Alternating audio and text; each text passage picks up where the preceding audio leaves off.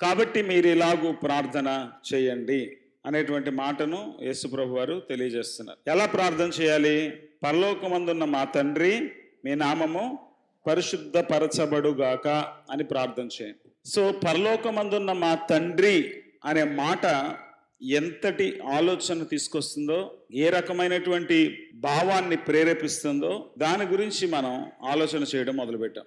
మత్తయి సువార్త 6వ అధ్యాయం 1-18 వచనాల్లో తండ్రి అనేటువంటి పదం దాదాపుగా 10 సార్లు కనపడుతుంది. అంటే ఆ పదానికి ఉన్నటువంటి ప్రాధాన్యత ఎటువంటిదో మనం అర్థం చేసుకోవచ్చు. పోలికగా అలంకారప్రాయంగా చెప్పట్లేదు, కానీ తండ్రి అంటే నేరుగా ఒక వ్యక్తి తన తండ్రిని ఎలా పిలుచుకుంటాడో అలా పిలుచుకోవాలి అనేటువంటి భావాన్ని యేసు ప్రభు వారు తెలియజేస్తున్నారు. మనకి తెలుగులో తండ్రి అని ఉంది, కానీ వాస్తవంగా ఆయన అరమైక్ భాషలో మాట్లాడాడు గనక అబ్బా అని అన్నారు. అబ్బా అనే పదం చాలా ప్రాధాన్యత కలిగింది. అబ్బా అనేటువంటి పదం అందరూ వాడే పదం కాదు. ఆ రోజు ఉన్నటువంటి యూద సాంప్రదాయంలో లేక కుటుంబ సాంప్రదాయాలలో చిన్న బిడ్డలు లేక యవనప్రాయంకి వచ్చినటువంటి వాళ్ళు మాత్రమే వాళ్ళ తండ్రిని అబ్బా అని పిలిచేవారు. కాబట్టి యేసుప్రభు వారు అబ్బా అనే పదం అలవాటు చేస్తున్నాడు అంటే, మీరు మీ పరలోకపు తండ్రి దృష్టిలో చిన్నపిల్లలు లేక యవనస్తులు. మీరు ఆయన దగ్గరకు వచ్చినప్పుడు ఎప్పుడు కూడా మీరు చిన్నపిల్లల్లాగానే రావాలి. వాస్తవానికి ఈ భావాన్ని యేసుప్రభు వారు 18వ అధ్యాయం 1వ వచనంలో తెలియజేస్తారు. మీరు మార్పు నొంది బిడ్డల వంటి వారు కాకపోతే మీరు పరలోక రాజ్యంలో ప్రవేశింపరు అని చెప్తాడు. అంటే మార్పు చెంది బిడ్డలు కావాల్సిన అవసరం ఉందా అంటే అవును. మనం మార్పు చెంది మారు మనసు పొంది బిడ్డల వంటి వారమైపోవాలి. మారు మనస్సు అనే మాటలో ఉన్నటువంటి భావమే ఏం తెలియజేస్తుంది? ఒక రకమైనటువంటి జీవిత విధానాన్ని మార్చుకొని మరొక రకమైన జీవిత విధానాన్ని అలవర్చుకున్నారు. మారు మనస్సు అంటే మనసు మార్చుకున్నాడు అని తెలుగులో ఉన్నటువంటి పదానికి అర్థంగా మనం తీసుకుంటాం. కానీ మారు మనస్సు అనేది ఒక వ్యక్తి యొక్క పునర్జన్మ అనుభవాన్ని సూచిస్తుంది అని ఆ లేఖనాలు చదువుతున్నప్పుడు మనకు అర్థమవుతుంది. ఉదాహరణకి యోహాను సువార్త 3వ అధ్యాయం దగ్గరకు వస్తే యేసుక్రీస్తు ప్రభువారు ఇదే భావాన్ని ఆయన మరొక విధంగా వ్యక్తీకరిస్తారు నికోదేముతో. యోహాను సువార్త 3వ అధ్యాయంలో 3వ వచనం, అందుకు యేసు అతనితో, ఒకడు క్రొత్తగా జన్మించితేనే కాని అతడు దేవుని రాజ్యము చూడలేడని మీతో నిశ్చయముగా చెప్తున్నా. ఒకడు మార్పు నొంది బిడ్డ వంటి వాడవ్వాలి అన్నటువంటి మత్తయి సువార్తలో ఉన్నటువంటి ఆ మాటను ఇక్కడ మనం తీసుకున్నప్పుడు క్రొత్తగా జన్మించితేనే అనేటువంటి పదాన్ని మనం ఆలోచన చేయొచ్చు. క్రొత్తగా జన్మించటం అంటే నూతనంగా ఉద్భవించటమే కదా. కొత్తగా పుట్టిన వాళ్ళు ఎలా ఉంటారు?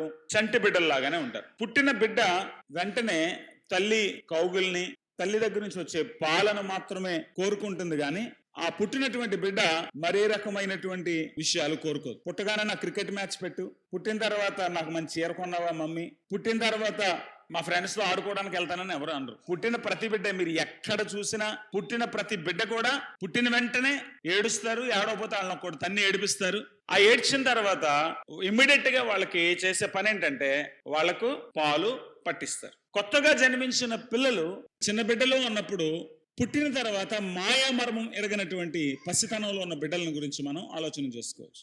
ఈ పసిబిడ్డలు ఎలాగా ఏ రకమైనటువంటి మాయోపాయాలు లేకుండా, ఏ రకమైనటువంటి కుట్ర కుతంత్రాలు లేకుండా, ఏ విధమైనటువంటి లోక పరిజ్ఞానం లేకుండా కేవలం పుట్టిన తర్వాత తమ తల్లిని తాము తాగాల్సినటువంటి పాలపైన మాత్రమే దృష్టి కేంద్రీకరిస్తారో, మనం కూడా మారు మనసు పొంది దేవుని మాత్రమే కోరుకునే స్వభావంలోనికి, లక్షణంలోనికి, దేవుని చేత మాత్రమే నడిపించబడేటువంటి ఆ ఆలోచన విధానంలోకి వచ్చినప్పుడు మనం పరలోక రాజ్యానికి వారసులుగా సిద్ధపరచబడతాం.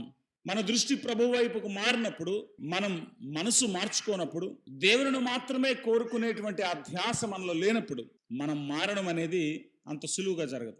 లోకాన్ని ప్రేమిస్తూ దేవుణ్ణి ప్రేమిస్తూ కొనసాగడం చాలా కష్టం. నువ్వు దేవుని ప్రేమించాలంటే లోకాన్ని వదలాలి.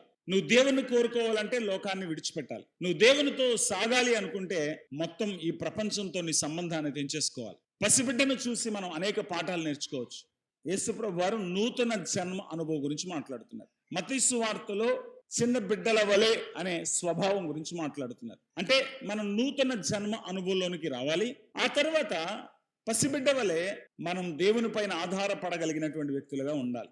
లేకపోతే మనం పరలోక రాజ్యంలో ప్రవేశించే అవకాశం లేదు. ఇక్కడ బిడ్డల వలె మనం మారాలి, బిడ్డల్లాగా మనం జన్మించాలి అన్నప్పుడు అనివార్యంగా మరొక ఆలోచన మన బుర్రకు తడుతుంది. తల్లి ఎవరు అని, ఎవరికి పుట్టాలి అని. నికోదేమో అదే కదా అడిగాడు. నువ్వు కొత్తగా జన్మించాలంటున్నావు, నేను మళ్ళీ మా తల్లి గర్భంలోకి దూరి పుట్టాలా అని అడిగాడు. పుట్టుక గురించి మాట్లాడినప్పుడు తల్లిదండ్రి గురించినటువంటి ప్రస్తావన ఖచ్చితంగా వస్తుంది. ఇక్కడ మీరు బిడ్డల వంటి వారైతే, క్రొత్తగా జన్మించితేనే అనే పదాలు ఎక్కడి నుండి ఉద్భవించాల్సిందో దాని గురించి మాట్లాడుతుంది. నికోదేమో తన తల్లి గర్భంలోకి వెళ్ళి మళ్ళీ రావడం గురించి మాట్లాడాడు. కానీ యేసయ్య అన్నాడు, అలా కాదు, నీటి మూలముగాను ఆత్మ మూలముగాను, ఇది దేవుని వలన జరిగేటువంటి పుట్టుక.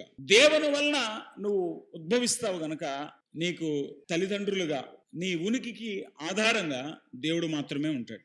మేము నీ నుండే కలిగాం, నీ వల్లనే మేము జీవిస్తున్నాం, మేము ఏం చేసినా దానికి కారణం నువ్వే అని గనక ఒక వ్యక్తి దేవుని గుర్తించగలిగితే ఆ వ్యక్తి జీవితం చాలా ఆశీర్వాదకరంగా ఉంటుంది. మీరు బిడ్డల వంటి వారైతే గాని, లేక మరొక మాట మనం చూసుకున్నాము, మార్పు నొంది బిడ్డల వంటి వారైతే, తర్వాత క్రొత్తగా జన్మించితేనే.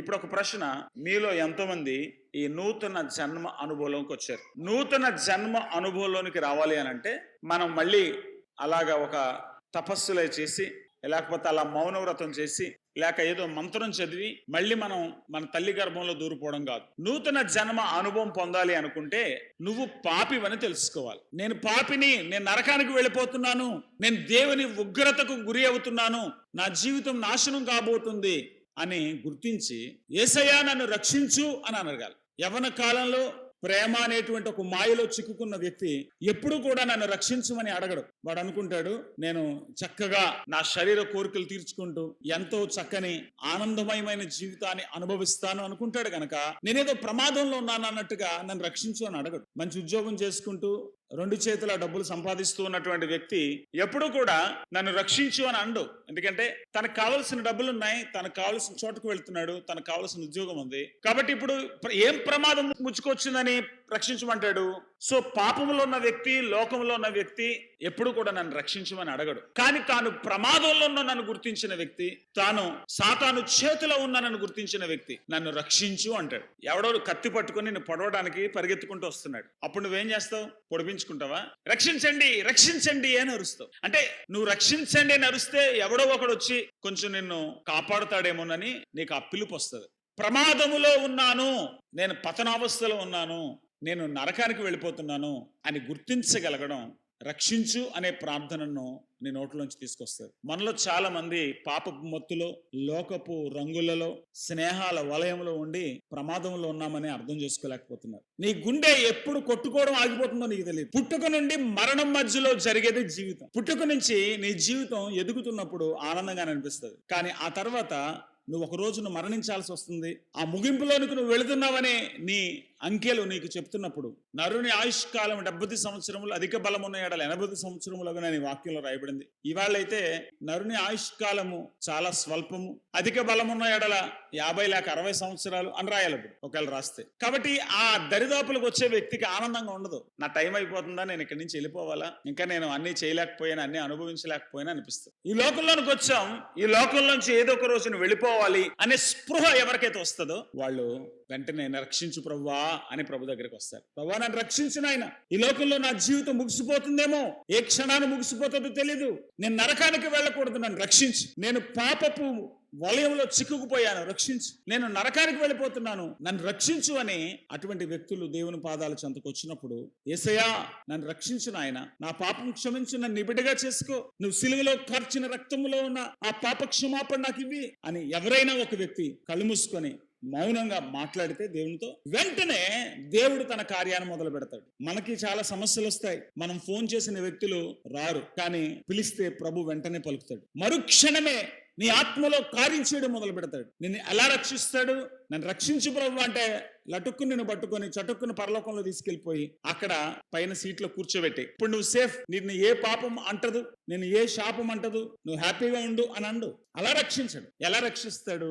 వెంటనే నిన్ను పట్టి పీడిస్తున్నటువంటి పాప సంఖ్యలు తురించేస్తాడు, చీకటిని తొలగించేస్తాడు, తనను చూడగలిగిన అవకాశం ఇస్తాడు, తనతో బ్రతికేటువంటి అవకాశం ఇస్తాడు, తన పాదాల చెంతకు నిన్ను తీసుకుని వస్తాడు. ఇక ఒకసారి ఆయన దగ్గరకు వచ్చిన తర్వాత మళ్ళీ లోకంలోనికి వెళ్ళాలి, మళ్ళీ పాపంలోకి వెళ్ళాలన్న ఆలోచన కూడా రాదు. ఇలా ఆయన మనల్ని రక్షిస్తాడు. సో ఇటువంటి ఆలోచన ధోరణి అనే నేను ఇక స్నేహితులతో వెళ్ళకూడదు. నాకు అర్థమైపోయింది అక్కడేమీ సంతోషం లేదు. నేను రకరకాల భోజన పదార్థాల వెనకాల పడకూడదు, వాటిలో కూడా ఎటువంటి సంతోషం లేదని అర్థమైంది. నాకు నిజమైన సంతోషం యేసుక్రీస్తులో దేవునితోనే దొరుకుతుందని అర్థమైంది. నేను ఇక నుంచి దేవుని కోసం బ్రతకాలనుకుంటున్నాను అని ఎవరైనా అంటే ఆ వ్యక్తిని ఏమంటామంటే మేము మా భాషలో నూతన జన్మ అనుభవం పొందిన వ్యక్తి అంటాం. తన పాపం గురించి పశ్చాత్తాపడకపోతే, ప్రభువా నన్ను రక్షించు అని కన్నీళ్లతో ప్రభువుని అడక్కపోతే, నీ ఆత్మలో ఈ నూతన జన్మ అనుభవం ఎప్పటికీ కూడా రాదు. వచ్చిన మరుక్షణం నుండి నీ సంబంధాలు మారిపోతాయి. నేను పుట్టిన తర్వాత నాకు తల్లి మాత్రమే తెలుసు.